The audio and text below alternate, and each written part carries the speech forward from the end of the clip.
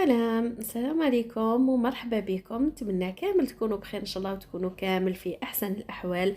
جيتكم بفيديو جديد ووصفه جديده. كما راكم تشوفوا اليوم الفيديو تاعنا عباره عن وصفه تاع حلوه جافه تجي من اروع ما يكون. صدقوني يا البنات هاد الحلوه تجي خفيفه خفيفه خفيفه كتر شتوها حاجه تاع الذوب في الفم. هذه كتر من الذوب في الفم، يعني راكم تشوفوا النتيجه. حبيت نحطها لكم من الاول هكذا باه تشوفوها، باه تتحمسوا.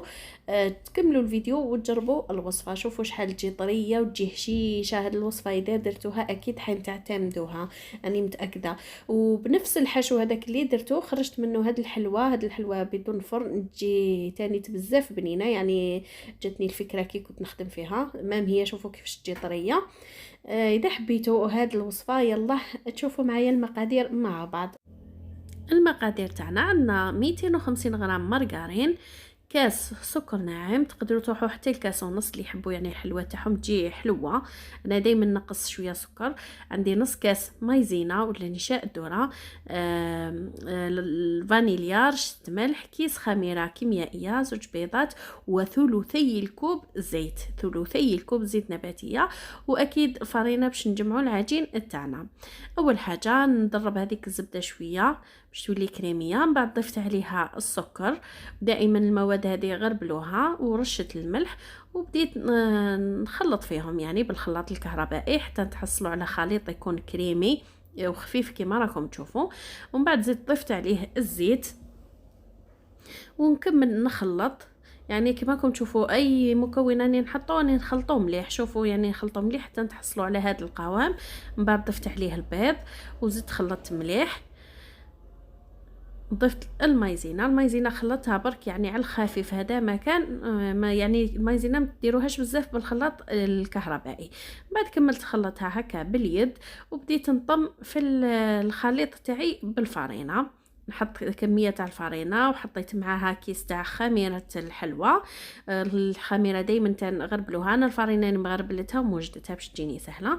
بديت نطم في العجينه تاعي. طموا العجينه تاعكم تكون طريه شويه، لازم العجينه تاعكم دائما خليوها طريه شويه لانه حتزيد تشرب. شوفوا انا القوام اللي خليت فيه العجينه، لانه ما تجيو توجدوا الحشو وتبداو تخدموا فيها حتلقاوها شربت. ديروا حسابكم دائما باش ما تجيكمش يابسه ومشققه. وما تقدروا تبداو بالحشو اولا. اللي حبت تبدا بالحشو اولا باش ما تطولش على العجينه تاعها تبدا بالحشو. وبالمناسبه هذه الكميه تخرج كميه كبيره، يعني هذه الحلوه اقتصاديه. هذه المقادير اللي عطيت لكم تخرج 77 حبه. انا خرجت لي 77 حبه بحجم يعني كبير لاباس به. يعني مايش حجم، يعني مايش حجم صغير، حجم لاباس به. نغطي العجينه تاعي مليح ونخليها بجيه ونعاود نولي للحشو. كما قلت لكم تقدروا تبداو بالحشو يكون احسن. هنا عندي انا درت زوج كيسان تاع البسكوي، يعني درت الكيله بزوج كيسان. نتوما لا حبيتو تجيلكم قد العجينه قد الحشو ديروا كاس وربع هكذاك تقريبا. ودرت هنا زوج كيسان تاع نوات كوكو. انا رحيته باش يجيني رقيق. درت مغرفه كبيره كاكاو. الكاكاو انا نحب نضيفه باش ينقص لي شويه الحلاوه، تقدروا تستغناو عليه. ضفت له هنايا معجون. انا درت من الاول زوج مغارف تاع معجون وبديت نطم بشوكولا تارتيني. مي شوكولا تارتيني ما كفتنيش، يعني كملت طميتها بالمعجون. مي انا مولفه نخدمها يعني شوكولا تارتيني هي اللي نطم بها، ما نكترش بزاف المعجون. المعجون ندير غير واحد زوج مغارف هكذاك باه يخلينا الحشو تاعنا طري. هذا مكان المهم. هذا هو الحشو كيما شفتوا. بعد ما نطموه يجي القوام تاعو هكا، ما يجي طري بزاف ولا ناشف بزاف. لازم وكيف لازم يريح شويه. على بها قلت لكم من الاحسن تبداو به هذاك نوات كوكو يتشرب السوائل. هنا وزنت العجينه تاعي 20 غرام والحشو 12 غرام. جاني يعني الحجم مليح كبير في المليح. يعني وكان زيدوا شويه حتجيكم الحبه كبيره بزاف وتجي شامته، ما ديروهاش كبر من هكا. وهنا الحشو لكم الاختيار، تحبوا تنقصوا شويه لان درتها كيما شفتوا يعني جات فيها كميه تاع الحشو لاباس بها. اللي يحبوا الحشو يكون قليل ينقصوا شويه يديروا 10 ولا 8 غرامات. المهم كما راكم تشوفوا نفتح العجينه بيدي ونحط الحشو ونعاود نشكلها عادي ما نتشقق لكم عادي هكذا. تعاودوا دوك تطموها في اليد رايحه تعاود تولي ملساء عادي بهذه الطريقه. شوفوا يعني العجينه تاعنا عاودت ولات ملساء هكذا. نكورهم مليح بهذه الطريقه ونحطهم بجيه. كما قلت لكم هاد الحلوه راهي اقتصاديه، تخرج كميه الله يبارك، كميه لاباس بها. والحشوه انا قعدت لي كميه زياده كما وريت لكم في الاول، درتها يعني حلوه واحده اخرى. المهم هنا نكمل كامل الكميه تاعي ولا الحلوه تاعي، نشكلها بهذه الطريقه. هنايا بعد ما شكلتها ندخلها للفرن. هنا الفرن طيبوها على نار قليله، شوفوا اللي عندها يعني كويزينيه تشعل نار قليله باش ما تحرق لهاش، واللي عندها الفرن يعني الكهربائي ديرها على 160 درجه، يعني 160 170 درجه ما نفوتوش، وخليوها طيب يعني طيب دوغي برك. ما هاد الحلوه الوحيده اللي ما نقول لكمش حمروها، لازم ما تحمروهاش باش ما يتحرق لكمش الحشو الداخل. بعد ما دخلت هذيك الفرن عاودت الحشو اللي قعد لي شكلته هكذايا كرات. انا هنايا حبيت كي قعد لي حبيت نجربها كحلوه هكذا تكون بدون فرن، صراحه جات بزاف بنينه.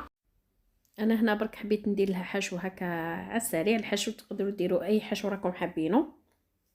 انا درت جوز الهند وجمعته بالنسلي عادي وحشيت به، هذا ما كان شكلتهم كرات كما راكم تشوفوا. انا هاد الحلوه قلت لكم عجبتني وعجبتهم كامل، يعني جات بنينه، اعتمدها كحلوه بدون فرن. مي انا نفضل الحلويات هادو تجي فيهم هكا واحد القرمشه هكذا، صافي نضيف لهم هكا شويه فيتين ولا طايف ولا ديول محمصين، المهم حاجه تكون تقرمش ولا مكسرات، يعني حتجيكم حلوه ولا اروع. ننصحكم تحتفظوا بالوصفه هذه وتعتمدوها تانيت. المهم هنايا بعد ما طابت لي الحلوه تاعي، شوفوا كما قلت لكم لازم طيب خفيفه. ديجا هنا الكاميرا يبينتها شويه محمره، انا ما حمرتهاش كامل هكا كما قلت لكم، الكاميرا برك اللي يبينتها شويه حمراء.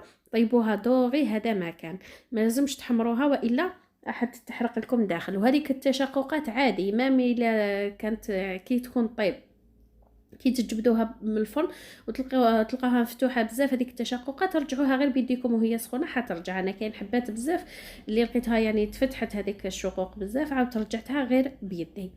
وراكم تشوفوا يعني راي كامل الحبات تاعي دوكا مغلوقين فيهم تشققات خفيفه، وهذا يعني عادي. المهم هنايا جيت ندير لها شوكولا هنا الاحسن نستعملوا بانسو، يعني حتجيكم الخدمه سهله، وتاني تمحش ترفد لكم هذه الحلوه يعني كميه كبيره تاع الشوكولا.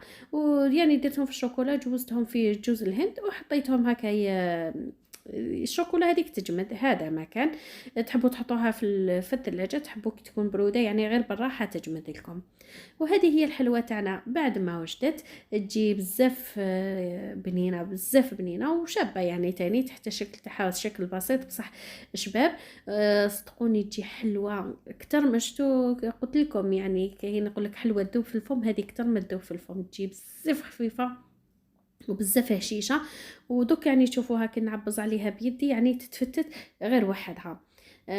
نتمنى ان شاء الله يا ربي تجربوها هاد الحلوه، ولانه لا جربتوها على بالي حين تعتمدوها. وكما قلت لكم بالنسبه للحشو الاحسن يعني ديروا طموها بشوكولا تارتيني تجيكم بنينه احسن. انا كيما الفا نديرها بشوكولا تارتيني جاتني بنينه احسن من هاد الخطره كي درتيها كميه كبيره تاع المعجونه. انا ما نحبش المعجونه، اللي يحبوا المعجون تقدر تجيهم بنينه.